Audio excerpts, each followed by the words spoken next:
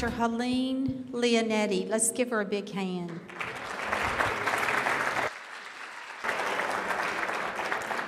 I'm very excited about all of our speakers, but I'm especially excited about Dr. Leonetti because she has spent her lifetime in practice in OBGYN. She has published several studies. She's awarded and recognized as a medical doctor and a holistic medical doctor. She believes in bringing both together, and her specialty is hormones for women, bioidentical. So her presentation is going to be unbelievable. And I just appreciate y'all being here, and thank you, Dr. Leonetti. I want to honor her husband, Jacob, standing in the back. He is also here, so thank you. Okay, so there was this gynecologist, and she was so tired of treadmill medicine, and she was burnt out. And she came home to her husband and announced, "I'm going to have a change of profession.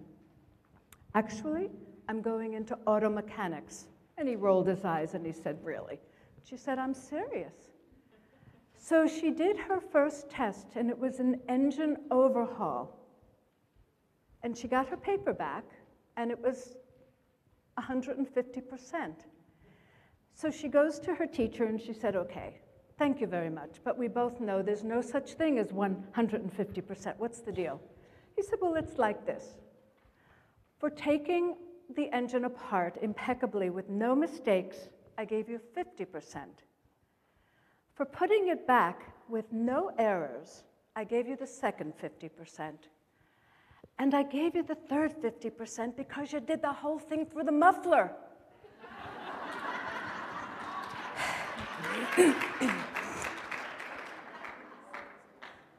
Okay, let's get started. Patch Adams is a real person, and the real Patch is more zany than Robin Williams. And in fact, for every book I sell, I give him $1 for his free place called Gesundheit in West Virginia. He's been in front of Congress. He's talked about healing that is pure and not what's going on now. And he says there's absolutely no data that seriousness and solemnity are good for anyone. And Thomas Edison, 1860, the doctor of the future will give no medicine, but will interest his patients in the care of the human frame, in diet, in the cause and prevention of disease. Over 150 years, and we're still struggling, aren't we? The truth is, Doc, I have lost faith in Western medicine. What have we done? We've encouraged, finally, 5,000 years of healing, either Chinese traditional herbs, Ayurveda.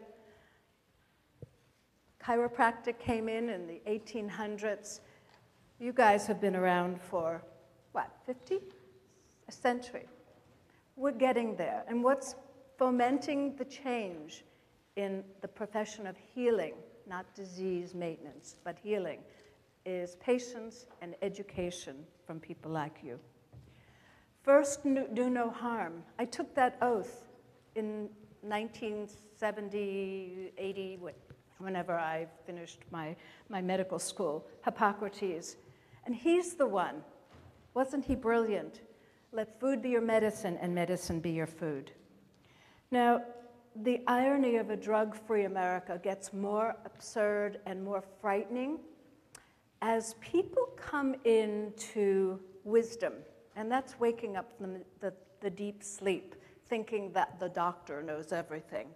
I used to have to stand. When I was a nurse for 20 years, I used to have to stand when the doctor walked into the room and genuflect and offer him my chair and say yes or no, sir, and never question the orders, even if they were absurd. Now nurses are a little bit more ballsy, and I think they say what they need to say. But think about what we're doing. Look at the diseases we've invented, ADHD. Why not just take some of the colorings out of our food and the chemicals? And why not make our digestion better? Then we don't need to give children. They're trying to change the entrance into daycare and nursery school and primary school if a child is too rammy, which is what children usually are, by first giving them some of these mind-altering drugs, Adderall and Ritalin, and we could spend hours understanding how terribly all this is. And, you know, as an herbalist and obviously training with people who really haven't become brain dead by the profession of disease maintenance, which I call my profession, by the time someone's 65, most people are on 6 or more drugs, and there is no doubt, David Winston, my herbal teacher, said that there is a 100% chance of drug-to-drug interaction. And what are people 65 and older? They don't have good digestion, they're foggy, and they're on all these toxic medicines. Let's change that. You know, because my healing started when I had a very unsavory, unhealthy, depressive menopause, I decided to use the oxymoron and call it the good news. And what is the good news? Well, I say that God gives us menopause as women to force us into self-love. And also that helps our men, because if we're flashing and flushing and being crazy and craggy and foggy-minded and bitchy, they suffer, don't they? So it's important that we take good care of ourselves. So you remember Archie. I don't think he's around anymore, Archie and Edith, and he's saying, Edith, if you're going to have a change of life, come on, just do it now. Come on, change. And then you know Edith, she says, ah, but Archie, can I please finish my soup first? There have been times when we're having these power surges, which I call power surges, that I've actually opened the freezer and put my head in. I've gone to the place in the vegetable stores where they do the, you know, the moisture. This is a real thing, and there's a million reasons, and we could talk about it. The irony, again, and Dr. Edgar knows, we have no blood test to tell us that women are going through perimenopause. There is no blood test.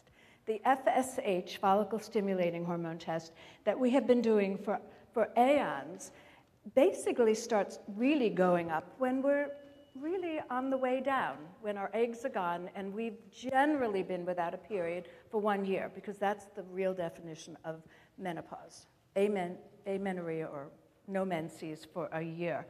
But what about from the mid-30s all the way through sometimes the mid-50s, when those periods are still coming, albeit sometimes crazy and erratic, but sometimes completely regularly, and we're not ovulating. A lot of physicians don't know that you can have regular cycles that make no eggs, and that's making no progesterone, making estrogen, making no progesterone. So there's a lot of things. We know we could bleed like stink, or we could bleed every 2 weeks and flood. As some of my patients do, they have to wear Depends because they flood. I'm trying to give them herbs and other things besides hormones, but they're having crazy bleeds. Or then we start spreading out. But it starts as early as the mid to late 30s and can be 20 years. And a little known fact, because it took me, I didn't know this, but 1% of women, 1 out of every 100 women, are completely menopausal by the age of 40. That's 1 in 100. That's pretty significant when you think of how many magnificent goddesses we are. We've heard of estrogen dominance, and I have to credit Dr. John R. Lee, MD, my beloved mentor, who was called a quack by all of Dr. Leon Sperriff and all the big shots in the endocrine world in my profession. He was called a quack because he had a study that was published in the late, 70s, 80s, 90s, where he actually showed that progesterone in a transdermal form can actually build bone. And I was hearing about this at my American College of OBGYN meetings, this quack Jack, this quack, John Lee. Who does he? And natural progesterone. What's natural progesterone? And yet he was the quintessential biochemist and taught me things that I never learned in my profession nor from my residency, ever. So he coined the term estrogen dominance, where so many women, particularly in their 40s. The 40s is the key when we're really having, I call, out-of-body experiences.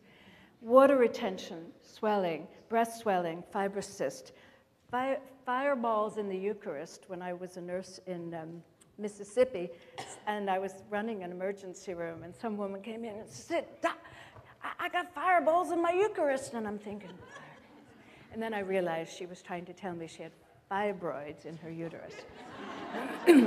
Premenstruals, moods, depression, loss of sex drive, heavy irregular periods, fibroids, craving for sweets, weight gain, fat deposition at hips, but now we know from adrenal fatigue that it's this apple thing that we're all getting excited about. What are some of the other symptoms? Hot flashes and flushes, the power surge. I like to say power surges remind us that we're out of balance. Yes, it happens from hormone imbalance, there's no doubt. And you know, the regulatory mechanism, the hypothalamus in our body goes haywire. But we definitely know that going to bed in a cooler place, preferably with a nice fan on and light covering, at least 2 or 3 degrees lower is good to quell flashes. We know that alcohol, caffeine, hot spicy foods, all the things we're in love with generate hot flashes. And then, of course, the ubiquitous stress. We know about vaginal dryness and atrophy. That, for me, that is estrogen requirement for that. But it's also, think about women who are doing Zyrtec and they're taking Benadryl to go to sleep because they're whacked out. What are we doing? We're drying the mucosa, and you guys know what mucosa is from mouth to anus. It's subject to drying from the different medications that we take. So we have to think about what we're doing. And of course, hydration, water, water, water. Skin changes, palpitations, headaches, myalgias, and arthralgia. These hot flashes are killing me. My left breast is on fire.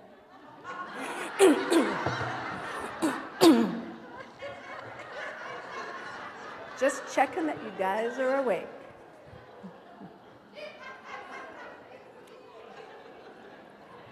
What are some of the emotional? Why do you think when a patient who has a normal FSH, regular periods, but is having all of these symptoms going, anxiety, irritability, insomnia, loss of sex drive, lethargy, mood swings, concentration, why is she put on Prozac? Because that's what my profession is teaching. Don't find out what's going on. Don't ask about bowel movements or what you're eating or drinking or sleep or whether you're having all kinds of issues with your relationship. That's the key. The key is to hearing the story. And right before I left 50 years of practice as a nurse and then a doctor 3 years ago, I was seeing 30 patients a day. There is no way that you can hear the story that decides what it is that's causing what's going on. We need to hear our stories. The memory clinic, is it 215 or 218? Brain fog and brain farts are alive and well, for absolutely sure. Okay. We do not have heart attacks because we have high cholesterol. That is one of the biggest bull stories that anybody has ever been fed. The only real reason why somebody should be put on a statin drug, which can have anti-inflammatory qualities, is a 75-year-old man with coronary artery disease. That is, the studies absolutely confirm that women should not be put on statins. We have a whole different thing. We're different. And the fact that we're putting women on statins, and I see my lady's total cholesterol of 150, I get, my carotids go into spasm, because what precedes all hormones? What is the precursor? Cholesterol. Cholesterol is not the bad guy. It is inflammatory cytokines. It is all the inflammatory reactions that we're causing in our body, mostly from the food we're eating and the good food that we're not eating. Here we go into some of the essential fatty acids and the linolenic acid. These are, of course, you know more than I, but it's the omega-3s. And we were told that we should have no more than an omega-6, which are the inflammatory cytokine causing fats, to the omega-3s, and that's like a 4-to-1 ratio. In America, we're like a 20-to-1 ratio.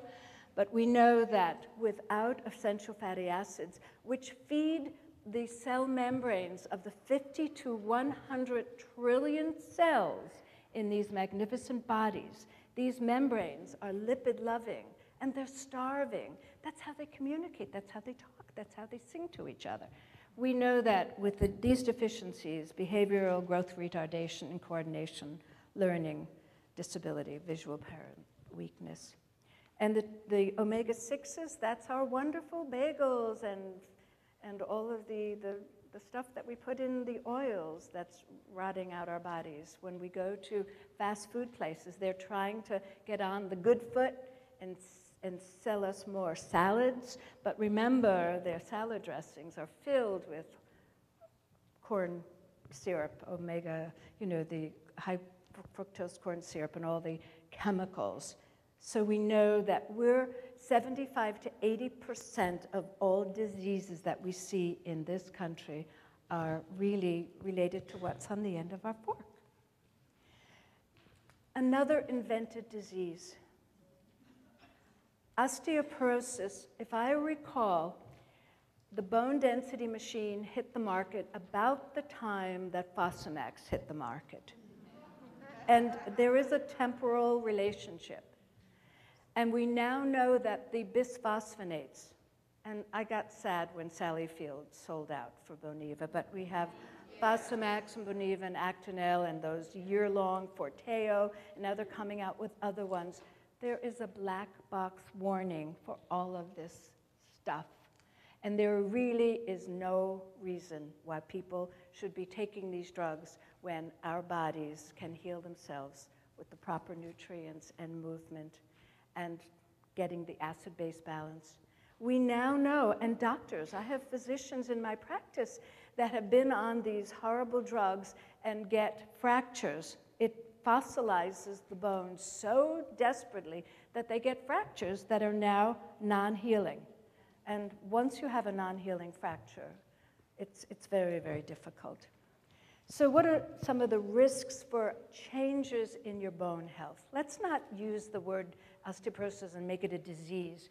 The bone density that measures whether you have osteopenia or osteoporosis is set to put fear in your hearts so that you are told by the great authority in the white coat that you have a 50% chance of fracturing your hip, and many of you will die. You will not live to see your grandchildren get married. What do you think that kind of malarkey, I could say other words, but I'll be good. What do you think that does to your beautiful adrenals that help you be healthy and vibrant? It puts them in intensive care.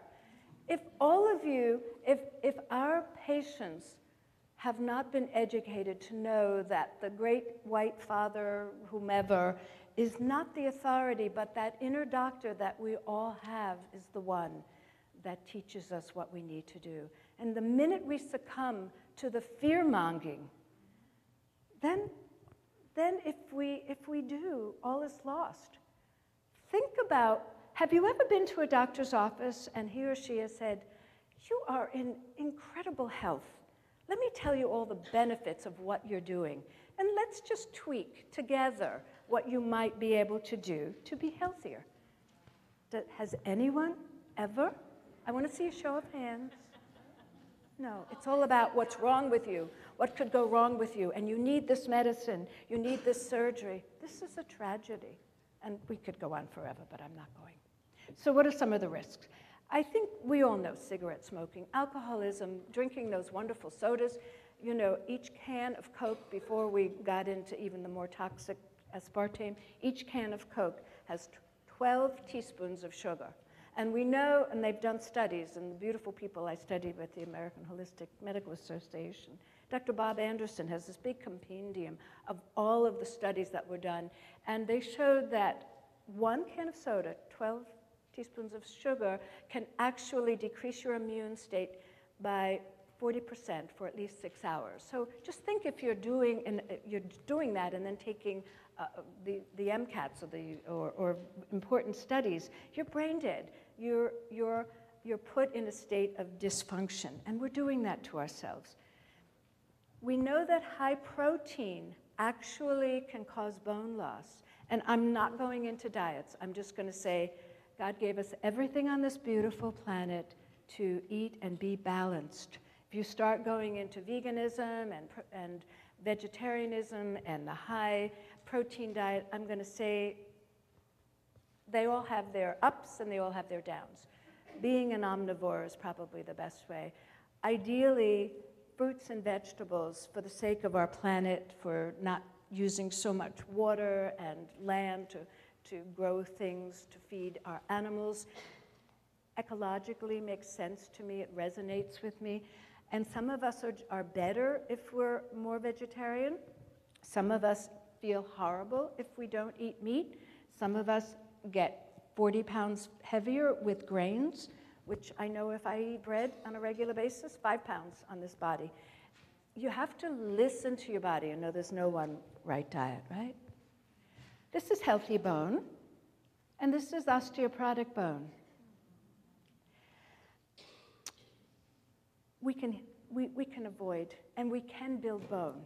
That's another myth, that once bone is gone, you can't get it back. We know that smoking is obviously a major thing, and thank God we have hotels like this that are smoke-free. Okay, I admit, I will have a white collar and tell you, from 13 to 37, I was drinking martinis on a bar stool with those big 5-inch heels and tight leather skirts and smoking because it was the cool thing to do. And now I look at my little witch's lines when I smile and I say, okay, but at least I did it. So I realized what an incredible addiction it was, and I forgive my patients who smoke, but let them know if they walk in, something might pop out of my mouth like, I see your age, but you know you look 20 years older than you are, and I didn't even look at your intake form, but I bet you've been a smoker. And then, you know, then they feel guilty, and I say, but I love you anyway. And I did it, so I'm not going to tell you you shouldn't, but you'll know when it's time to vibrantly jog without, which is what happened to me. I had to give it up because I couldn't breathe. Women who smoke have menopause earlier. We know that. So also, do women have hormone changes when they get their tubes tied? Now, I didn't know this literature, Dr. Edgar. I did not know this. John Lee found in our own literature, published and hidden in mainstream journals, that women who have their tubes tied make 50% less progesterone than women who do not. And that is the beginning of the change of hormone balance. And when I used to do those surgeries, you know, the tube is a little teeny thing, thin like a pencil, and you think, well, you pick it up and you tie it, or you burn it, or you put a clip. Certainly this couldn't have anything to do with our body. God gives us everything we need for perfection and balance, and it makes a difference. That's an interesting phone ring.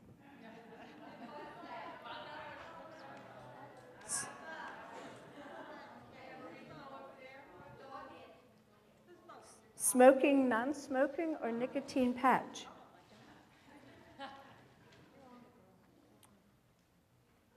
When we eat to live and not live to eat, we live longer. We know that we have longer life, fewer diseases, better skin, less cancer. We know that diseases that are associated with empty nutrition, and I'm obviously lecturing to all of you who know this, obesity, heart disease, cancer, allergies, chronic fatigue. That 150 pounds of sugar yearly is probably more like 300. If we think about people that consume outrageous amounts of just sugary drinks, which includes not only soda, but juice. And as I said, 3 ounces of soda suppresses the immune state. We need to support our organic farmers. Now, Monsanto is doing, Darth Vader is doing its very best to see that this no longer happens. But with what Dorothy was talking about, how you have vision and hope, and we need to visualize what we want to see on our beautiful planet before it actually happens, because we are co-creators with destiny. Teilhard de Chardin said that we're co-creators with destiny and with the universe. The symptoms of years of consuming processed food is chronic disease, refined sugar, bottled, and of course, olive oil, and may I make my ploy now for coconut oil. Not only is it wonderful for eating, because I believe 2 tablespoons can help you reduce like funky brains, Alzheimer's, but in the vagina for great sex, there is nothing like it. Nothing. It tastes good, smells good, and it prevents yeast. It's got lauric and caprylic acid, so it's very good. Say it again? Good for hemorrhoids, too. Oh, my goodness. Mickey Spillane, wasn't he a great, what did he do? He wrote murder mysteries? If you don't take care of your body, where are you going to live? Think about that. It's very important. Now, this is where I was so blessed because, you know, the doctor and because I was a physician and being called a quack from even 20 years ago, I mean, I was called by doctors. I was in a mainstream practice and trying to practice under the radar. And, you know, I would tell my patients, no, you really shouldn't be on this drug, and I know you could do better if, well, they would share it with their family doc, and their family doc would go ballistic, and I would get these threatening calls. So the doctor that most gave me courage to come out of the closet as a spiritualist was Deepak Chopra. And in 1990, I remember reading his first book, Ageless Body, Timeless Mind, and basically what he said is, we change our very cells with our thoughts. And I thought, that is so incredible. And so I went to the Chopra Center year after year and took, you know, meditation things. I just loved it. And when I became certified as a perfect health teacher from the Chopra Center, it helped me to review the beautiful teaching of Ayurveda, which I had learned from my herbal teacher, David Winston, because we went over Ayurveda and Chinese traditional medicine, and he was a Cherokee shaman, so we learned a lot about native, and we did sweat lodges together. So a lot of stuff weaving in and out, but Ayurveda is wonderful because it teaches 6 flavors. Now, we know sweet, we know salty, and we know sour. But what we don't know is bitter. Things like, now just saying the word bitter, what do? You have saliva in your mouth, don't you? And that's the beginning of digestion. What are bitter foods? Arugula, things like romaine lettuce, dandelion. There's a lot of bitter foods. And astringent, that's a very wonderful taste as well. And this includes your lentils, your dried beans, your pomegranate, your figs. Pomegranate is an estrogen-like food. Cauliflower. And then, of course, pungent. That's your peppers, your chili peppers, very good. You know that peppers actually are good for digestion, are very healing. Garlic, onions. So these 6 flavors, ideally, if we could have them with every meal, would be wonderful. This slide is old, but it just shows you how chronic disease has completely rocked and infectious diseases are going down. Wall Street Journal, organics yes, organics no, just yesterday. The bottom line is, can you hear me? The bottom line is Organic food there are studies. There's a page in my book that showed that when Rutgers University did a study of the nutrients found in an organically versus a conventionally grown tomato, that there are far higher nutrient amounts, and it does taste better. When it comes to what most of us are experiencing in our life, it is that ubiquitous word stress. And it comes because we're not sleeping properly, we're not eating properly, we're not letting go of all of the nonsense that's going on in our lives, and we're going around with rubber bands tied around us instead of the peaceful place. We know, I don't have to tell you, we're chronically dehydrated, and what Dr. Bill, I fully agree with him. For every cup of Starbucks, which I could live on and I used to live on 12 cups a day when I was in my residency because we were working 90 to 100 hours a week. We didn't sleep, so coffee and Twinkies were the way. But I remember I was doing a cesarean once and my hand had a mild tremor. And I said, this poor lady is going to wind up having, one of those pinking shear incisions. So that was the time, and that was, my residency was 84 to 88, I guess. I realized caffeine, I knew nothing. I was brain dead then about all of this, but I knew that caffeine was a drug.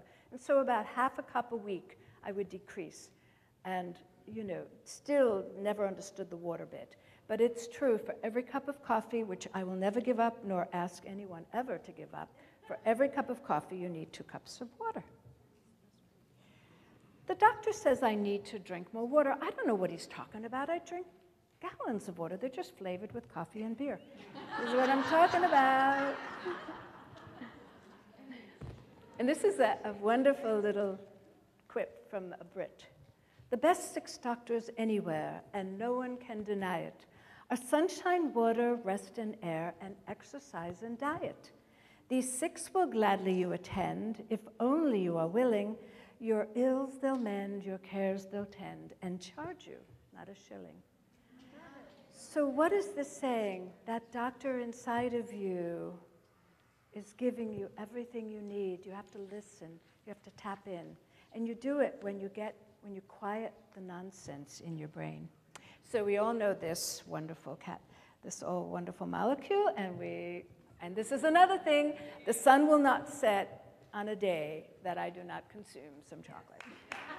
Or else I have withdrawal, and my love knows that. And dark chocolate, ideally. So we know that one makes it possible to get out of bed, and the other makes it worthwhile.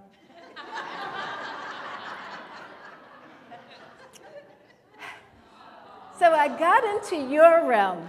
I knew that you were going to love this. So we know that constipation kills. We know it. And it kills rapidly or over many, many years. We know that we need soluble and insoluble fiber. And we also know that it can help lower cholesterol. And remember, they're getting more sophisticated. They're looking at the breakdown of cholesterol. So when they see that there's lipoprotein A or B, which is the good one, it's not just HDL and LD. I'm not going into that because I'm not that smart. I just know that we create our illness, and we could help it. But we know not only does it help you poop, but it helps you, get your cholesterol. This is the one I wanted. This is all for you.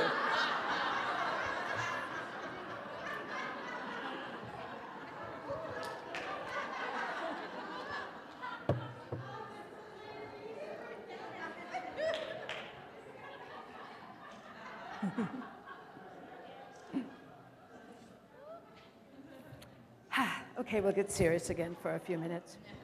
Okay, so when I was saying that you can change your reality with your thoughts, that's sort of airy-fairy new age, and we're all kind of in that. But now science, and they've given it a new name, epigenetics, that which surrounds the genes. Epigenetics is such that we can change our cells, our very DNA, certainly with diet, and we also know that our thoughts. You hang out with stinking thinking. You stay pissed off at a mate that doesn't pay you alimony, or someone that even, it sounds so cruel, someone that incested you forever, if we don't release, forgive, and let go and heal these thoughts, your cell tissue is being eroded. That is something it's time to think about. When we talk about methylation, I'm not going into the science, but we need a methyl group, and that's why some of you have even your family doctors are starting to see if you have that MDHRP gene. I'm not saying it right, but that you need a different form of folic acid because you have this gene that doesn't allow you to digest. And it all has to do with methylation, and it definitely has to do with your DNA. And what are the superfoods? Now look, I know when you go over this, none of these foods are alien to any of you. And the beautiful thing about these foods is that they're delicious. And if we could spend the time, if we had it, I would show you how, you could pick each of the 6 flavors in each of these things. Or combination, obviously. Now, as far as exercise, some of us have been couch potatoes all of our life.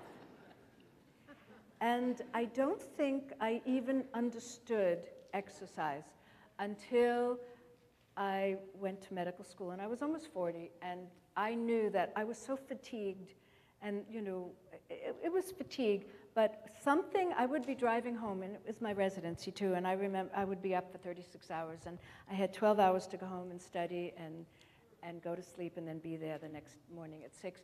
But somehow my car would steer me to my aerobics class 3 times a week.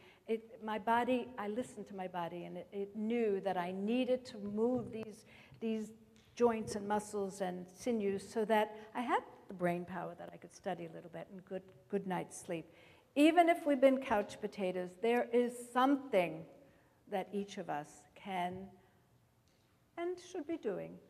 Half hour, 5 times a week, whether it's yoga stretches or Pilates or getting on your machine and listening to inspirational Louise Hay and Marianne Williamson. There's so much that we could do, but honor your body. It's so vital.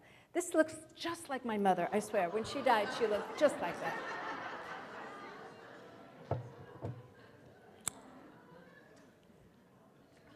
So why don't we move our bodies?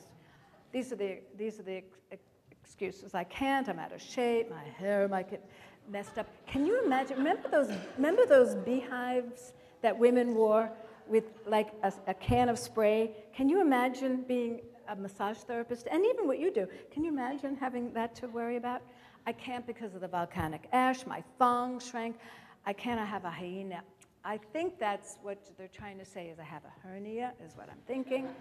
Exercise makes the hair, and it does, actually. I don't want to give my mother the satisfaction of saying I'm doing something good for myself. That's a big one. That really is a big one. Killer foods.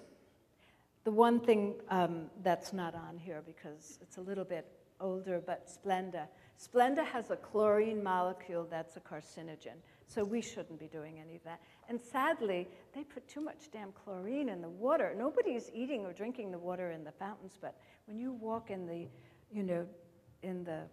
that big, beautiful lobby, it's elegant, but it's got a very, very, very, strong chlorine. And we know that asthma, people that have asthma who swim in chlorinated pools have many more attacks. Whenever my patient is on diet, because I always ask, same thing, if you don't ask about sexual abuse, you won't get told, and if you don't ask about diet things because they think it's great, be careful. I draw a skull and crossbones on their little paper that I hand them out, their instruction sheet. Their Healing RX is what I call it.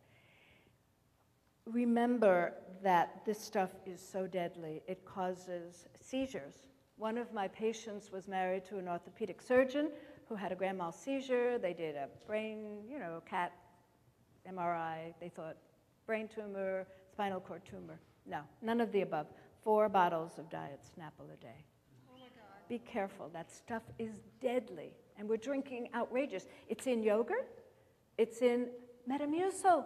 I called the company. I said, are you on drugs? You're putting aspartame in Metamucil? So I don't know. They must have heard me because now I just see, sugar. But anyway, this is key. This is key.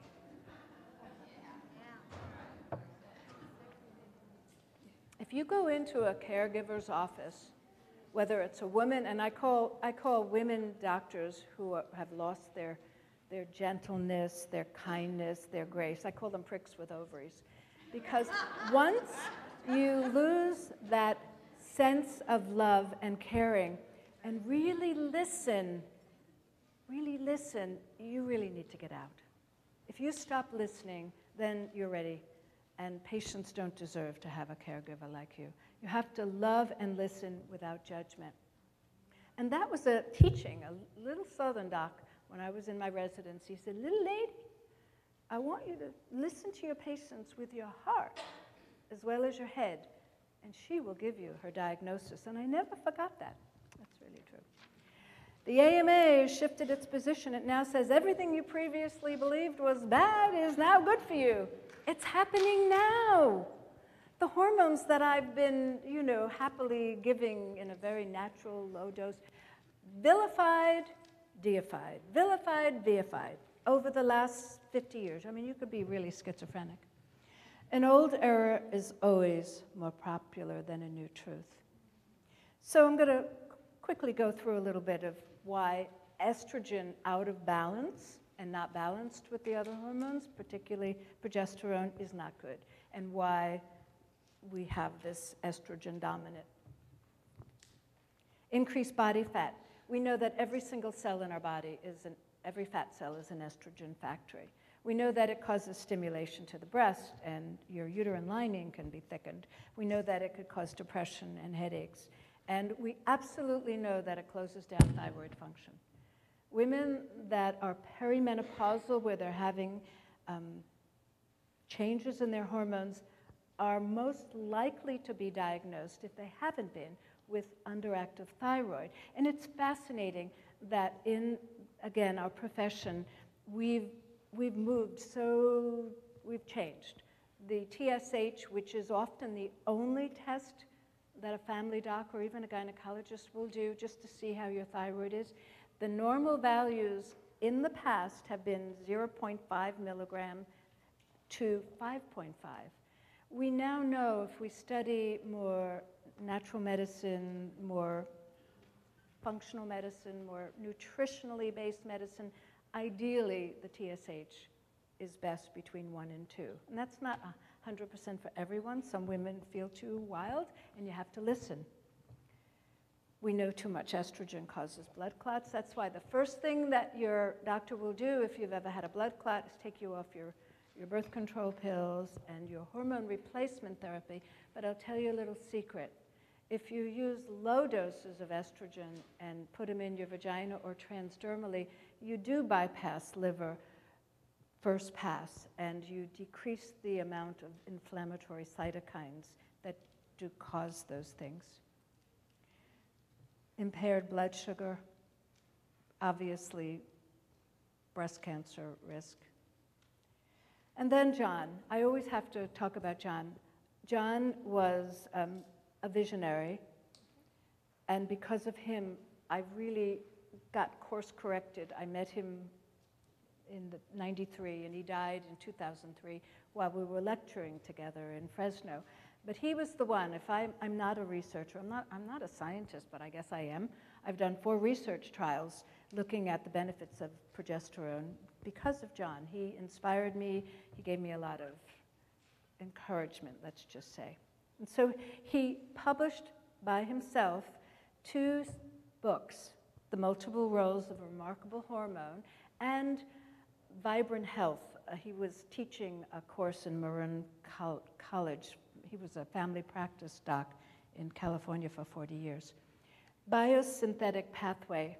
All you have to know is that why we shouldn't be lowering people's cholesterol is because without cholesterol, we don't have all the downstream. All right, that's important. And really, the primary downstream is cholesterol, from which is estrogen made, from testosterone first, then estrogen, and even on a side panel, cortisol.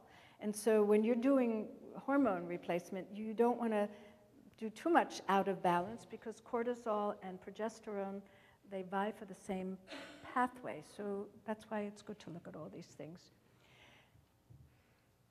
One of the things that I was shut up in the Menopause Society because there was a lecture on the new progestins. Now, progestins are not the same as natural progesterone, and anybody who's a well-trained scientist knows that natural progesterone on the planet for 500 million years cannot be patented, just like you can't patent a butterfly or a bee. So in order for progesterone to be used by the pharmaceutical industry and patentable, it had to change. So 2 molecules were added to the benzene ring, a methyl and an acetyl group, and voila, we got medroxyprogesterone acetate, better known as Provera, which is part of Prempro, which is part of, in another form of synthetic, all of the birth control pills that we have. And it's completely different. It causes acne and rashes and all kinds of breast tenderness. And I'm not going to read all these. These are all in the physician's desk reference. I was given Provera 41 years ago when I was pregnant with my son because I was bleeding. And now we know it's a carcinogen, and not more of a carcinogen than even estrogen for breast cancer, by the way. And now we know that if it's given to a girl child, it can enlarge their genitals. Thank goodness my son was a boy, so he did all right. But these are the things. You know, my mother was given that horrible stuff, that estrogen that now causes cancer. You'll know. That causes vaginal cancer in offspring. So what do we know about progesterone? Natural progesterone maintains a good endometrium. We know that it helps with breast cysts. Absolutely. Fat for energy. It is a natural diuretic. It is an antidepressant. It does make the thyroid work better, and it helps with libido because it is a precursor to testosterone. And all of the things that you saw in the other forms, I'm not going to go through all of this, but it definitely, definitely stimulates osteoblast production to help with bones. This was a study that was done that shows that, and this was a study done in monkeys, and it's been published. And it shows that if you gave monkeys estrogen and synthetic progesterone and then gave them something else, they could actually have coronary spasms unless you gave them something to dilate the arteries. Those that were given progesterone and estrogen kept their arteries wide open. So we do know that natural progesterone is very heart healthy. And Dr. Formby is a new friend, and he has shown that progesterone allows for apoptosis, that fancy word that enables programmed cell death. You don't want cells to become ubiquitous forever and ever and last forever. That's the definition of a cancer cell. I never end this talk without talking about sex because it's what's on everybody's mind, and it is also what keeps the world going, obviously. Now, I'm a New Jerseyite, but I've been in Pennsylvania for the last 22 years, and they have these weird town names. They have a town called Intercourse, PA. They also have one called Blue Balls, not to keep them, not to make you feel bad. So what about sex? We know that there's a few less active, a few less interested, but frankly, we are kids in wrinkled clothes. Sex is definitely wasted on the young. First of all, we take a little longer to get an erection as men, and women take a lot more foreplay to get excited. And it's beautiful because the slam bam, thank you ma'am stuff for our youth is okay. But when we're older, we want to savor the beauty of the intimacy and of the connection that we have with our beloved, okay? And it doesn't matter whether your beloved is a man or a woman. Get rid of that piece too.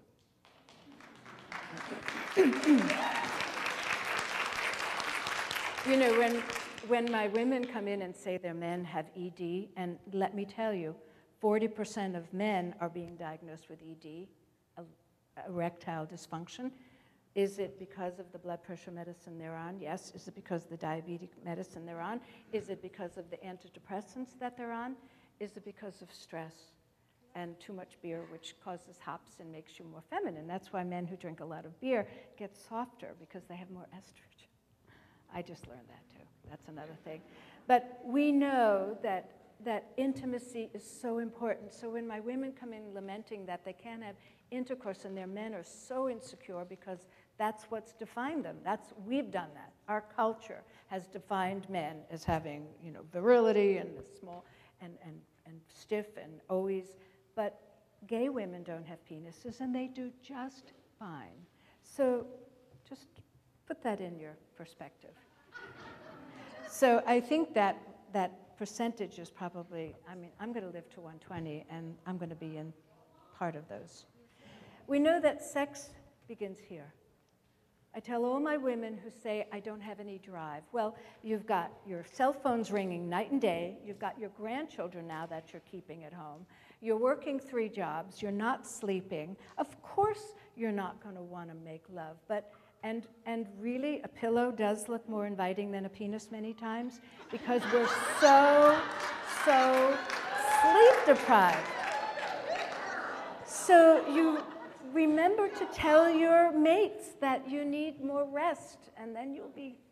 But this is where sex begins. You start with a foxy, you know, with not pornography, just a sexy film, and you buy those little teddies, and you make it special. Don't try to fit it in and, you know, be thinking about the shopping list when you're making love. It's about being present for yourself and your beloved, okay? And this is what's wrong. This romantic dinner is great. If we eat fast, we can catch the second. All right.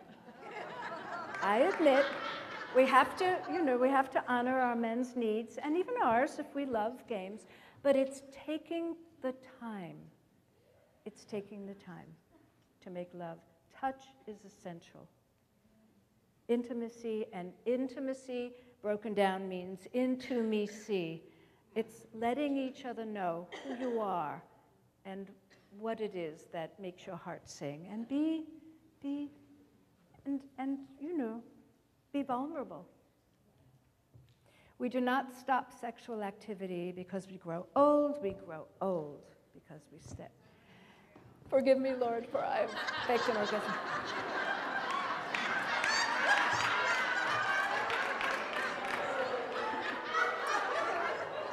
Can I tell you, we have to train our partners, because women can read the New York Times.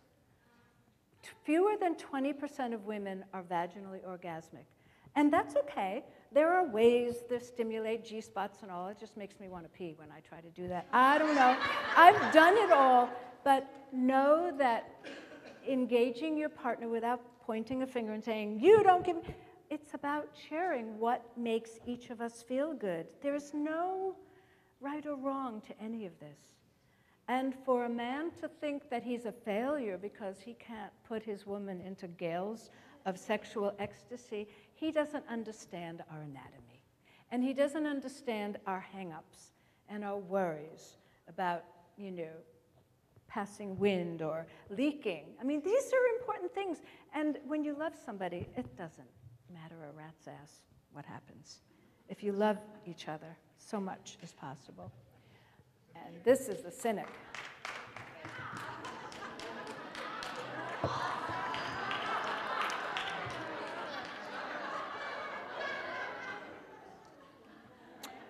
Okay, this is real science. by the Browers, the average orgasm is only 10 seconds long. The average frequency of intercourse is once or twice a week. That's 20 seconds a week, about 1.5 minutes a month, about 18 minutes a year. In 50 years, that's 15 hours. For 15 hours of ecstasy, we devote how many thousands and thousands of hours thinking about it, worrying about it, daydreaming, talking. Pretty surprising, isn't it? Did you all take your pictures with your iPhones? Okay, so Dr. Oz, who I really honor because he's getting out there. I mean, I think he even had a session on colon therapy, didn't he? Oh, we don't want to talk about Well, he's going to. He will. But, you know, Fox has threatened him to bounce him if he gets too out of the box with, you know, the mainstream guys. But he's gone on record to say that when we make love at least twice a week, we prevent cancer. And that's, think about what it's doing. It is releasing your endorphins. The 21st century disease, undoubtedly, hands down, is stress. And that covers a lot. And when you make love, you release some of those happy bubbles. So think about it. I call my women, mother martyrs. They come to me all stressed out, overweight, sleepless, divorced, bad relationships, just hating their lives. And I look at them and I say, you have 3 children and you do everything for them and your mate, everything that they need. What do you do for you? What do you do to start your day to make you full so that you have enough energy to give to them? And they look at me with their eyes kind of crossed. What do you mean? That's selfish if I take care of myself. Love thy neighbor as thyself. I think that's even a biblical teaching. If you don't fill your own cup first with moving your body, eating healthy. I meditate every day. If I didn't, I'd be levitating. I'd be all over the place. I'd be a wild woman. I'd be talking. This talk would have been over in 20 minutes. Meditation has calmed me, grounded me, gotten me to recognize that the only moment in your life is right now. That the past and the future are illusions. When the Buddha, who was a contemporary of Jesus, right, he said, all suffering. He didn't say some. He said, all suffering comes from living in the past or in the future. And the only place to be is right now. And meditation is an amazing practice that neurologically rewires your hard drive. And there's a lot of science about meditation. Any of you who think you don't have time to spend 15, 20 minutes is deluding yourself. It's the way to get everything balanced so that everyone you meet you could love and be compassionate with because you've loved and been compassionate with you first. That's all I have to say. Emotions that have no vent in tears make other organs weep. And, you know, Margaret Mead, who used that term, menopausal zest, she was an amazing visionary. And there are so many visionaries coming to speak their truth now. And it's good. Doctors agree. Nothing works better than aspirin, so when you need relief, try nothing. It's available everywhere. You know, the word integrative makes my heart sing because there is no doubt we need the best of all of us. I mean, when you're having your major heart attack, acupuncture is going to not do it. Although, if you know somebody's having a heart attack, pinch their pinky because that's the acupressure point that goes directly to the heart and can stimulate it. But understand, gunshot wounds, strokes, we have the best medical practice in the world, but for everything else we suck. You know, we've medicalized obstetrics, we've medicalized, we need science. We need people who know anatomy and know how to put wonderful episiotomies back. We need to know that when a baby is in the wrong position and they're getting ready to drop their cord, you need to know what to do. We need training, and we also need compassion with self and our patients. And so it's a fine line in our world. And I say I've been straddling two paradigms for 20 years, and I've often almost done the split on so many levels because it's hard, but we can incorporate both. And that the beautiful thing of what you're doing to take your power back and know your rights in your practice, I salute you. The Flexner Report in 1914 disenfranchised anyone but the MD and the pharmaceutical industry. The DO, the chiropractor, the herbalist, they were all disenfranchised because medicine was in charge. And that was the beginning of the end of vibrant health. So we're coming back beautifully. At every crossing of the road that leads to the future, each progressive spirit is opposed by 1,000 men. We have to stand and stand in our power and not be frightened by the naysayers who want to keep with their agendas the status quo, because obviously it's not working. And this is my last slide. And this is the guy that I quote all the time. The doctor is sent to entertain the patient while God does the healing. So.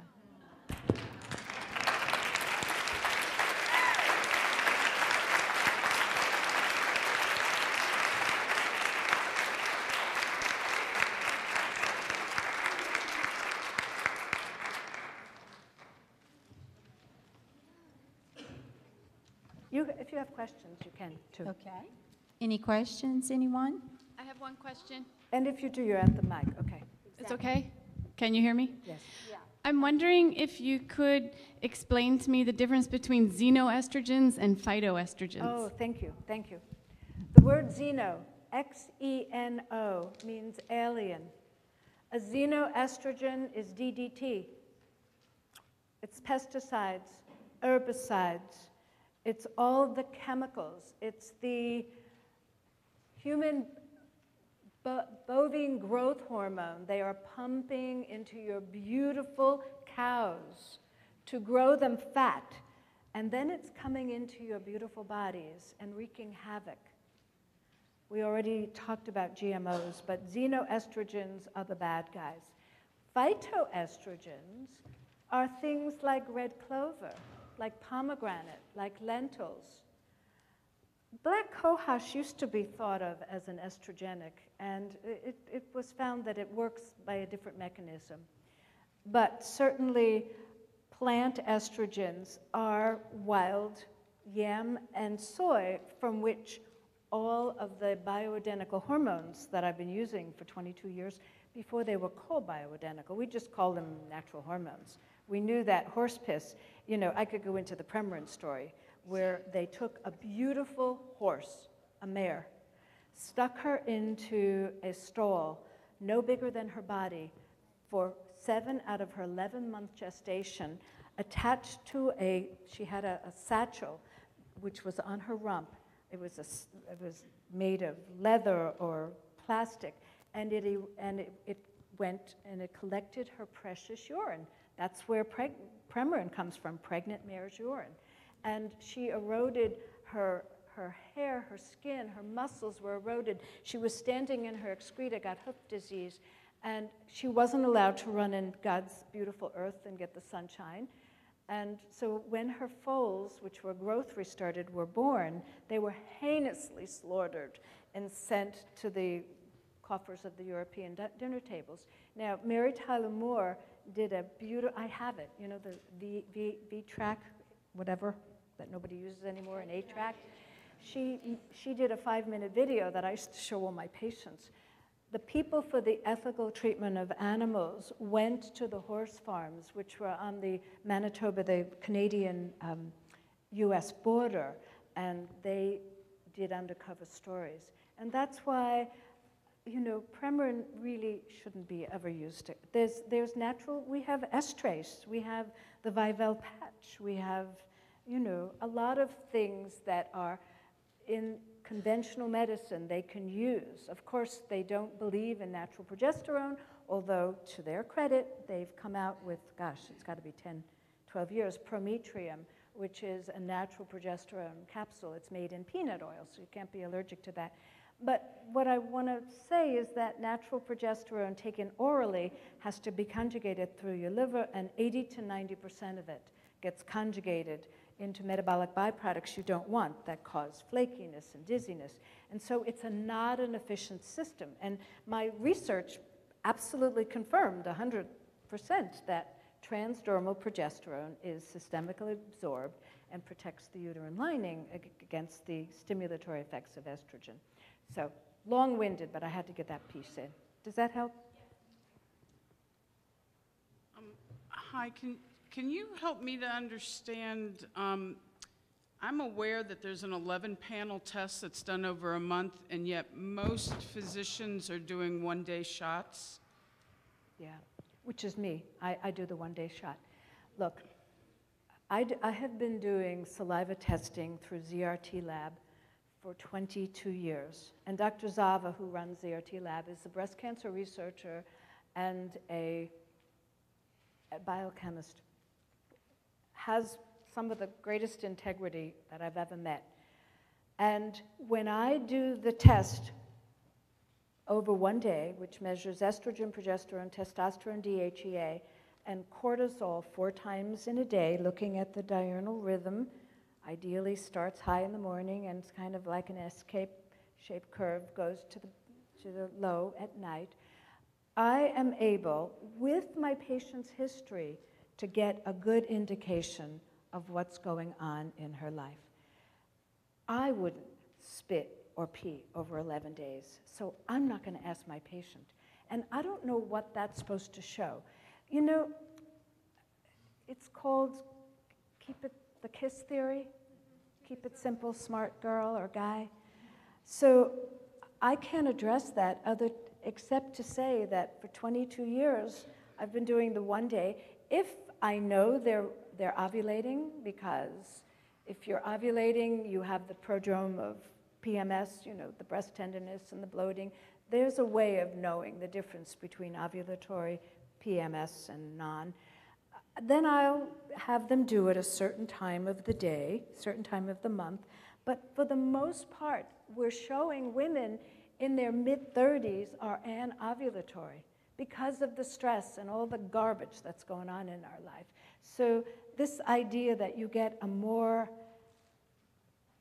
complete, as it were, I don't know, I can't really say it. I use saliva. My dear Dr. Zava is starting to consider testing the urine metabolites of these hormones. And when I was out there, we were analyzing my data 2 years ago. We were analyzing for the last study that's still not done. But I had him show me how to, this urinary metabolites, and my carotids went into spasm. My biochemistry, which is poor, didn't help me, and I didn't know how to clinically take it from that esoteric study to what I was going to do with my patients. So I know some doctors thrive on it, and mazel tov. If that makes you happy, fine. The actual blood test that we do, when we take blood out of your arm, we put it in a centrifuge, spin it down, test the serum, which is only measuring the protein-bound inactive form of the hormone. If you're using transdermal progesterone, for instance, because it piggybacks a ride on the red blood cell and gets throughout the body that way, when you spin it down and throw the red blood cells away, and then you measure progesterone, all the skeptics, Sparoff included, all the big guys say, we told you this stuff is garbage. It doesn't, you can't, it's not in your body. Well, you're throwing the part of the blood away that the progesterone is. So who's biochemically astute and who's a little retarded? And then last thing I'll say, also ZRT, because my menopause people don't have a lot of money, and this kit actually is covered by menopause, by Medicare. You stick your finger and do the whole blood. It's where it's capillary blood. And that is the next best thing to my way of looking at measuring hormones. Okay? So. Oh, I was just going to comment on the difference between the two tests. I agree with you that the clinical encounter would tell you a lot about which test to choose, and I like the 4-point cortisol and the female panel. I would use the 11-point when the patient doesn't seem to respond to our treatment from the first test, and that maybe we need to look at it a little deeper, and that might be a good time to use it. That and fertility. I think that's wonderful. You know what? I'm never going to be arrogant to say that there's only one way of doing things. And that's the beauty of who we all are. We are all unique. We resonate with different things. And if what works for each of us helps us to give our patients what they deserve, then that's what we should use. There is no right or wrong way. And thank you for that. Let's give her a big hand. She deserves it. She deserves it. And I know it's time to wrap up, but I have one more question. When a woman has fibrocystic breast, is it okay to rub progesterone cream and iodine on her breast, especially if she's hypothyroid? I do it all the time. There you go. So that's really a good thing to do. Okay. Coming from Helene, definitely. I have to say this fun thing. All presentations at the IAC convention are not meant to diagnose, prescribe, or fulfill any medical benefits. They are the ideas of the presenter. Seek advice from a medical professional for any health issue. Additionally, these ideas are not the policy or procedures of IAC or the IAC board, office, or membership. They are the intellectual property and ideas of the speaker. We all have free speech, right? The right to free speech. So I want to thank you for the wonderful, wonderful talk that you gave. I knew it would be wonderful. And this is a certificate appreciation for Dr. Helene B. Leonetti, MD.